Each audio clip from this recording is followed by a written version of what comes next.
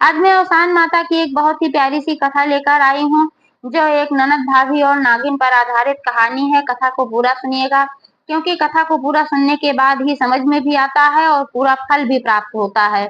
अधूरी कथा बिल्कुल भी नहीं छोड़ना चाहिए।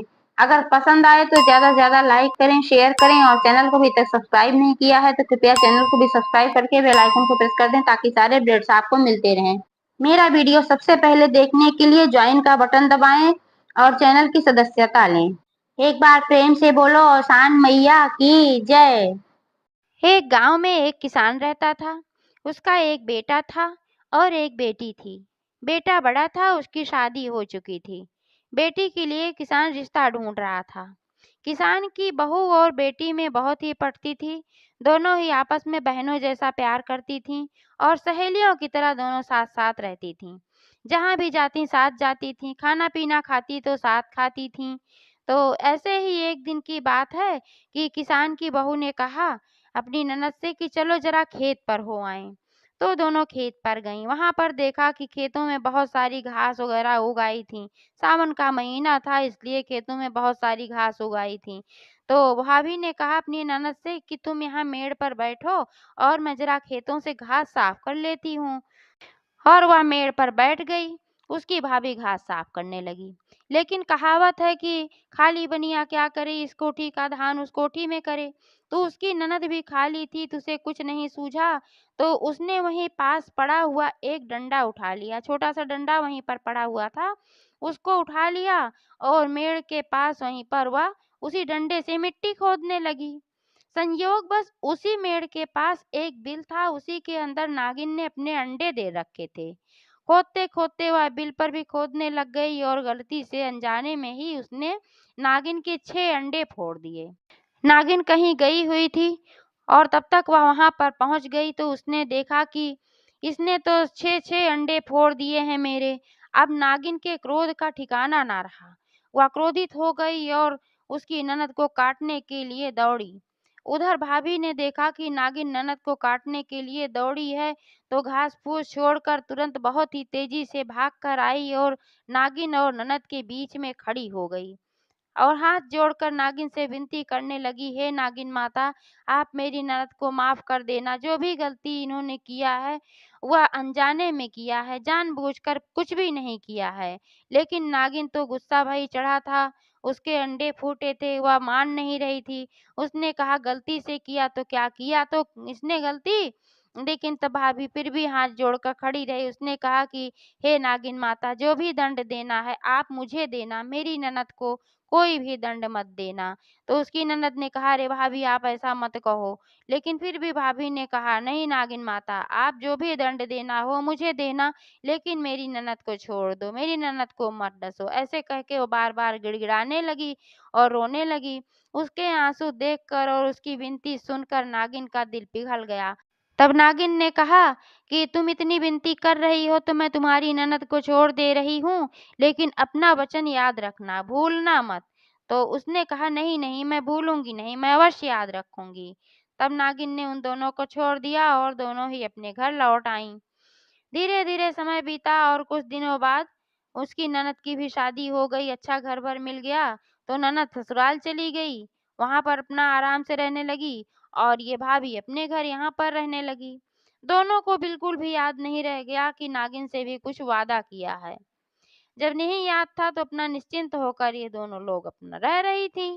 कुछ दिनों बाद भाभी को एक बेटा पैदा हुआ और जिस दिन उसकी छठी थी उसी दिन नागिन चुपके से रात में आई और उसके बच्चे को उठाकर लेकर चली गई, क्योंकि नागिन अपना बदला कभी भी नहीं भूलती है। जब सुबह हुई तो उसने देखा कि बच्चा तो उसके पास था ही नहीं। वह रोने पीटने लगी। उसने सबसे पूछा, सास से भी पूछा, सबसे पूछा, सबने कहा नहीं मेरे पास नहीं है तुम्हारा बच्चा। और वह रोने पीटने लगी, बहुत ही परेशान हो गई कि बच्चा कहाँ गया। सास ने भी ताने सुनाने शुरू कर दिए कि तुम बच्चे को भी नहीं देख सकती, एक बच्चे की देखभाल नहीं कर सकती, मुझे देखो मैंने 2-2 बच्चे पाले, मेरे तो कहीं नहीं खोए, तुम कैसे ऐसे रखती हो, तुम्हारे बच्चे घर के अंदर से गायब हो जाते हैं। बहुत डांटा, बहुत सुनाया और बहुत जगह खोजा गया, लेकिन जब बच्चा नहीं मिला तो क्या करते, सब लोग संतोष मार कर चुप हो गए। 1 साल बाद फिर बहू को एक बेटा पैदा हुआ और छठी की रात फिर नागिन आई और उस बच्चे को भी उठाकर ले गई। अब तो सास और भी ताने सुनाने लगी। इधर इसके दो दो बच्चे खोए थे बेचारी के, उधर सास के ताने। उससे तो जिया नहीं जा रहा था, वो एकदम परेशान थी। बहनों, किसान की बहू के 5 बेटे पैदा हुए और पांचों को ही छठी की रात में नागिन आई और चुपचाप उठाकर लेकर चली गई। किसी को कुछ भी पता ही नहीं चल पाता था कि बच्चा जा कहाँ रहा है। फिर वह छठी बार गर्भवती हुई। इस बार उसकी सास ने तो उसको घर से ही निकाल दिया। उसने कहा कि तू बार बार तेरे बच्चे पैदा होते हैं और तू अपने बच्चे की भी देखभाल नहीं कर पाती है। इतनी मुश्किल से तो पैदा होते हैं, इतना रुपया पैसा खर्च करो, उसके बाद तेरे बच्चे भी नहीं रह जाते, कहाँ चले जाते हैं, तुझे था पता ही कुछ नहीं रहता है। तो जब तू अपने बच्चों की देखभाल नहीं कर सकती है तो फिर तू यहाँ पर रहने की योग्य नहीं है, तू निकल जा मेरे घर से। तो जब सास ने घर से निकाल दिया, बेचारी बहुत ही दुखी हुई, लेकिन करती क्या, अब निकाल दिया था तो घर से निकलना पड़ा। अब सास ने घर से निकाला तो फिर दूसरा रास्ता उसे मायके का ही दिखाई दिया। वह अपने मायके में पहुंची, अचानक बेटी को देखकर उसकी माँ भी बहुत परेशान हुई। उसने पूछा, क्या बात है बेटी, तुम अचानक अकेले कैसे यहाँ आ गई? तब बेटी ने सारी कहानी सुनाई। उसकी माँ ने सुना और कहा कि बेटी तू परेशान मत हो, तुझे परेशान होने की कोई आवश्यकता नहीं है। अब तू यहाँ पर आ गई है, अब तेरे बच्चे को कुछ भी नहीं होगा। उसकी माँ औसान माता की परम भक्त थीं। वैसे तो सभी देवी देवताओं की पूजा करती थी, लेकिन औसान माता की तो परम भक्ति थी, इसलिए प्रत्येक बृहस्पतिवार को दुर्दुरिया चबवाती थी और औसान माता पर अटूट विश्वास भी था। उसे मन में विश्वास था कि जो भी मैं औसान माता से किसी दिन मांगूंगी तो वह अवश्य देंगी। इसलिए उसने अपनी बेटी से कहा कि हे बेटी, औसान माता पर भरोसा रख, इस बार तेरे बच्चे को कुछ भी नहीं होने वाला है। और उसी समय उसने औसान माता से मन्नत मांगा कि हे माता, इस बार मेरी बेटी के बच्चे की रक्षा करना, जो कोई भी ले जाता हो उससे बचाना और पता चले कि कैसे ले जाता है, जो खोए हुए हैं इसके पांचों बच्चे वो भी मिल जाएं, मैं आपकी दुर्दुरिया डबल करवाऊंगी। ऐसा उसने मन्नत मांगा और औसान माता तो उससे प्रसन्न थी ही, इसलिए औसान माता ने उसकी विनती को स्वीकार कर लिया। कुछ दिन बीते, जब समय आ गया तो फिर उसकी बेटी को फिर बेटा पैदा हुआ। उसकी माँ को तो पूरा भरोसा था कि औसान माता इस बार कुछ नहीं होने देंगी, लेकिन जो किसान की बहू थी उसके मन में तो थोड़ा सा डर था, क्योंकि वह भाई माँ थी और 5 बच्चे उसके गायब हो चुके थे। तो उसका बच्चा जब 4 दिन का हुआ तो उसके मन में चिंता बहुत बढ़ गई। उसने सोचा कि अब एक ही दिन बाद छठी होने वाली है और छठी की रात में ही यह बच्चे हमारे गायब होते हैं। यही सब वह सोच रही थी। सोचते-सोचते रात में पता नहीं कब उसकी आँख लग गई और वह सो गई। तो रात में औसान माता ने उसकी चिंता को दूर करने के लिए सपना दिखाया। सपने में एक बूढ़ी माई के रूप में औसान माता आईं, हाथ में सोटी लिए हुए थीं, बाल उनके खुले हुए थे, चेहरे पर एक अलौकिक चमक थी। उन्होंने कहा, हे बेटी, तू किस चिंता में पड़ी हुई है? तब उसने कहा, हे माता, मेरे 5 बच्चे ऐसे ही छठी के दिन गायब हो गए हैं और फिर मेरे इस बच्चे की छठी होने वाली है। इसी चिंता में मैं हूँ कि मेरा बच्चा फिर ना गायब हो जाए। तब औसान माता ने कहा, तू ये एक बात बता, कहीं तूने कोई मन्नत वगैरह तो नहीं माना या किसी को कोई वचन वगैरह तो नहीं दिया था? तब उसको याद आया अचानक। उसने कहा, हाँ, मैंने एक बार नागिन को वचन दिया था कि आप जो भी दंड देना हो मुझे देना, मेरी ननद को मत देना। तब औसान माता ने कहा, यह वही है, नागिन ही तुम्हें दंड दे रही है और वही तुम्हारे बच्चों को ले जा रही है, क्योंकि तुम्हारी ननद ने उसके अंडे फोड़े थे, इसलिए वह तुम्हारे बच्चों को लेकर जा रही है। तब उसने कहा, हे माता, अब मैं क्या करूं? तब औसान माता ने कहा, बेटी, अब तुझे फिक्र करने की जरूरत नहीं है।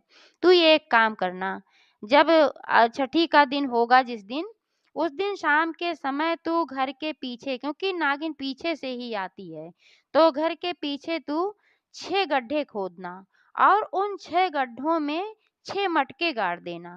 उन 6 मटकों में तो खाने पीने की अच्छी चीजें डाल देना, जैसे किसी में दूध भर देना, किसी में दही भर देना, किसी में खीर भर देना, किसी में रबड़ी भर देना, किसी में रसमलाई भर देना। ऐसे ऐसे 6 में तुम अच्छी अच्छी चीजें भर देना और सबका ढक्कन खुला छोड़ देना। जब नागिन आएगी तो सबसे पहले उसे ये सब भरे हुए घड़े मिल जाएंगे और इन घड़ों में जो भरा हुआ रहेगा खाद्य सामग्री, उसको खाकर वह अवश्य प्रसन्न होगी, और जब प्रसन्न होगी तो तुम्हें वह वरदान देगी। उस वरदान में तुम अपने बच्चों को मांग लेना।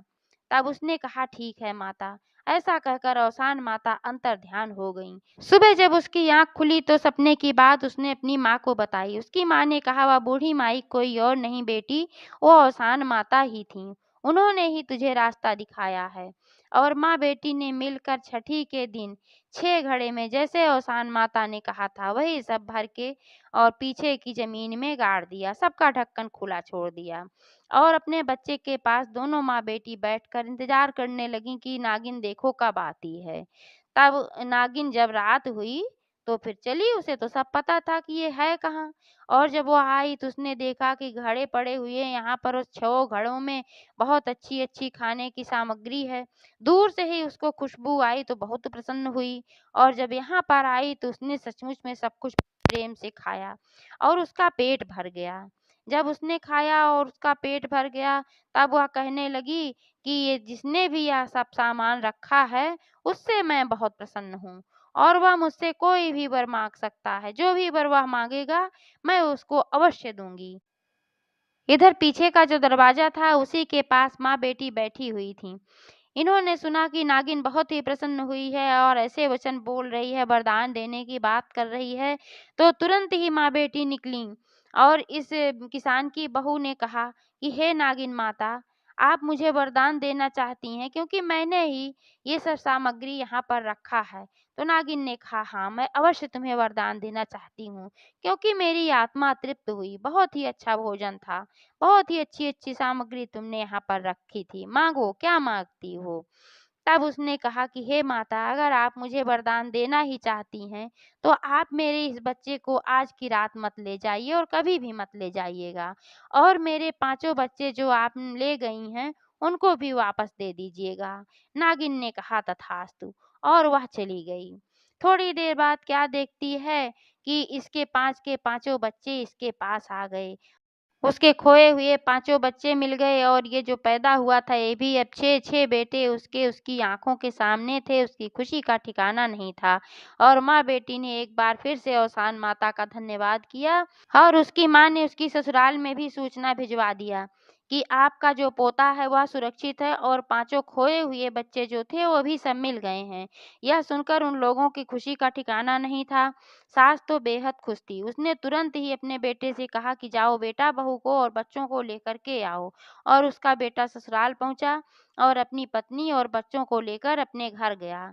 इधर इसकी बहू की जो माँ थी, इसने तो अपनी जो मन्नत मांगी थी और सान माता की दोहरी दुर्दुरिया चबवाया ही, उसकी बेटी ने भी अपनी ससुराल में जाकर औसान माता की दुर्दुरिया कराया, क्योंकि औसान माता की ही कृपा से यह सब हुआ था। तभी नागिन का मन बदला था। तो इस तरीके से जैसे उसकी रक्षा औसान माता ने किया, सहायता किया, वैसे सबकी करें। एक बार प्रेम से बोलो, औसान महारानी की जय।